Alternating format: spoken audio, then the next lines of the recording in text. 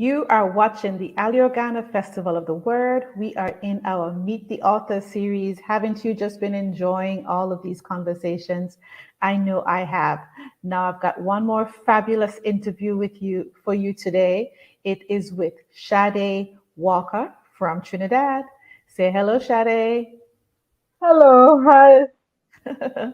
Sade, tell us about yourself. And first, before we dive into the book, I want to know a bit about the Hero Rescue Project. Okay. The Hero Restore project is an educational project that seeks to educate on bullying and put its spotlight on bullying among those with disabilities. Hmm. All right.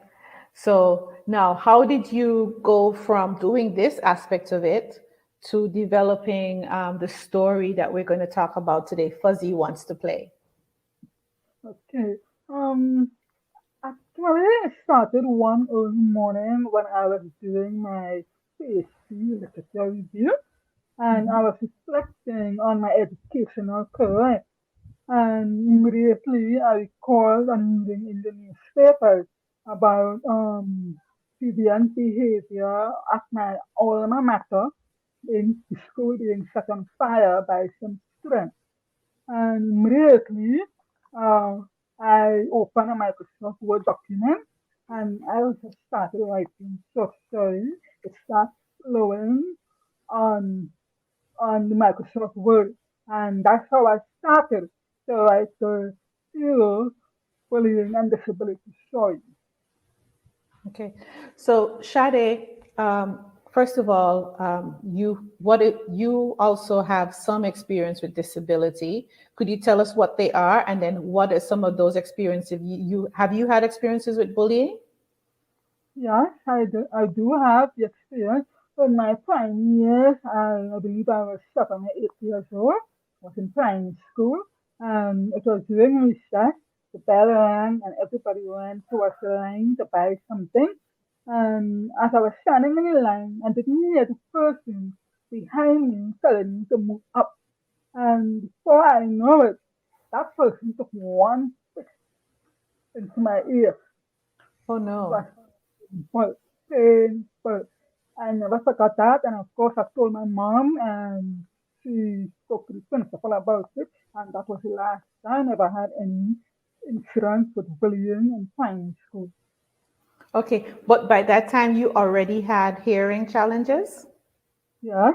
At the age of 5 years old, my mother carried me and my brother to the doctor. We did a hearing and audiology exam, and the exam concluded that I have profound hearing loss in both ears. Wow. Okay. So you are also so you are very tuned in to the fact that there, along with just everyday bullying that children may have, those with other abilities may also have even different pressures. So tell us about Fuzzy and what are we going to get to see Fuzzy? What does Fuzzy want to play? What who does he want to play with? What does he want to do? Tell us about Fuzzy. Okay, so Pasha wants to play is the first book in the series, alright? And a book synopsis is about a dog who exhibits autistic qualities, and he is not being included to play by his brothers because of his differences, his disability. And of course, when you read the book, I'm not sure if you can see it, right? Good. You read the book, right? I would like to use a quote from the mother, but she said it that, and I quote, if we all help each other, Percy will not take a long time to play. And the, the book really looks at inclusion and acceptance among the brothers. So regardless of a disability, it is not an excuse to say why you can't allow someone to play with you or interact with you. All right. So how? I believe that this is going to be the first in a series. Is Fuzzy going to be the character that we see in different environments, or do you plan to introduce other children with disabilities? I, as for each book in the series, there will be other characters. So, for example, the second book that will be coming out very soon, is titled Blair Bumblebee. The main character is a bumblebee. And the question is Blair a fully bumblebee or is Blair just clumsy? And I have other characters like that in the series. Wonderful. So, did you do the illustrations yourself, or was that somebody else that worked on those? I also illustration.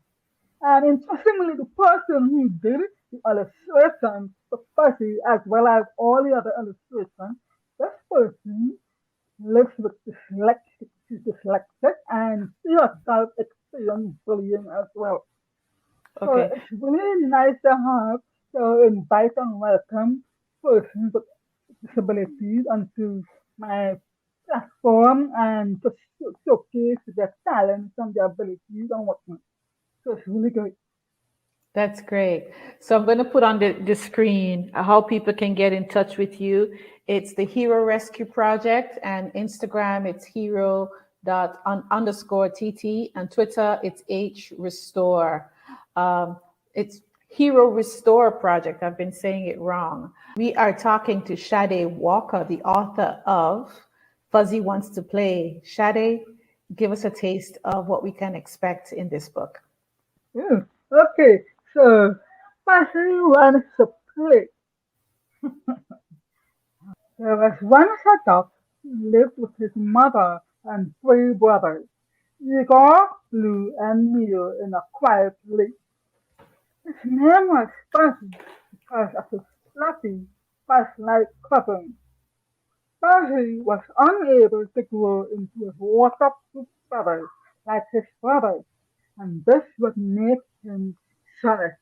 Fuzzy was always different. Unlike his brothers, Fuzzy would take a longer time to learn simple things like how to feed, crack, swim, and fly. This would make Fuzzy sad and tired. Fuzzy also tried to express to his brother how lonely he was feeling and how much he wanted to play with them, but they never seemed to understand. At times, in frustration, Percy would do cannonballs near them. He would also quack unclearly for several minutes and even pet them. Igor, Blue, and Neil were a wild bunch. They laughed to smash, glide, dive, and so much of the water like the Beatles. Every day, the three brothers loved to explore. One day, they came upon a new object. It was a big, shiny green leaf that dipped into the lake. Each brother took turns screaming happily as they went down the leaf. As Igor flew to the top of the leaf, Blue saw Fuzzy coming toward them. You can't play here. This is our spot, said Blue. We already called it, and no one else can play here on the lake. Sad and lonely, Percy waddled away across the lake. He came upon another duck bathing near the shore. Her silky, smooth, waterproof feathers glistened in the sun. Percy was starstruck and did not realize that he was being watched by this new stranger. Hello, my name is Claire, she said. I live along the bend. What is your name? Barry did not answer. I saw what happened yesterday, Claire continued, and I don't think it's fair. Everyone can play on the list. Barry stared at her blankly and waddled away. Another day came. The morning was greeted with the glow of the rising sun and soft rain shower. Fuzzy waddled to his lonely area and quietly looked at his brother playing joyfully. Claire was floating nearby and saw Fuzzy by himself. Hello, it's me again. My name is Claire. What are you doing? Fuzzy tried to answer and mumbled. Hi, my, my name is Fuzzy. I'm washing my brother's plate. Do, doing some I can't do well. Why can't you do it? Asked Claire. I saw what happened yesterday. What they did was not nice. Fuzzy tried once again with great difficulty to form his words. Ma, ma, Mama Carter said I'm different, not alone, but I will get it eventually. I, I just need to keep practicing, he replied. Well, that's no reason why you can't play with your brother, said Claire. Come on, let's go together. With Claire by his side, Fuzzy once again floated near his brother, where they were playing. This time, Fuzzy's mother was watching and overheard what was happening. Lou spotted Fuzzy with his new friend approaching and quacked harshly. You still can't play here?